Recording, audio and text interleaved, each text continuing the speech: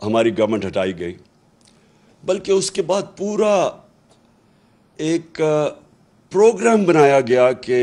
کسی نہ کسی طرح دبایا جائے کہ اس کے بعد اٹھ ہی نہ سکے ہماری جماعت۔ ہم نے جب 25 مئی کو ایک پرامن احتجاج کی کال دی اس بیرونی سازش کے خلاف، اور یہ جو ہمارے اوپر کرپٹ ترین لوگوں کو مسلط کیا گیا تھا، تو جب ہم نے کال دی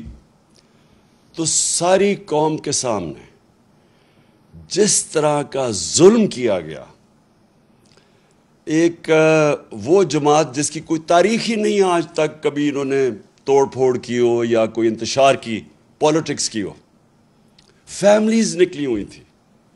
اور وہ ابھی بھی میری آنکھوں کے سامنے وہ سین ہے کہ جس طرح عورتوں پہ، بچوں پہ، فیملیز کے اوپر جس طرح شیلنگ کی گئی، اور پھر یہ سمجھا کہ یہ کرش کر دیں گے، ہمیں اتنا خوف زدہ کریں گے کہ ہم چپ کر کے گھروں میں بیٹھ جائیں گے۔ تو میں آج اپنی قوم کا اس لیے آپ کا شکریہ ادا کرتا ہوں اور اللہ کا شکر ادا کرتا ہوں کہ اس کا خاص کرم ہے ہمارے پہ کہ ان 3.5 سالوں میں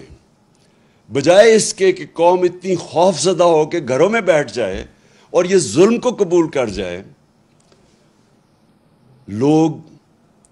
ایک قوم بننا شروع ہو گئے، پاکستان ایک قوم بننی شروع ہو گئی۔ میں نے اپنی زندگی میں صرف ایک دفعہ دیکھا تھا، اور مجھے ابھی بھی یاد ہے، میں عمر میری چھوٹی تھی، 1965 کی جنگ میں مجھے تب جو بھی زندہ تھے تب سب کو لگا کہ ہم ایک قوم بن گئے،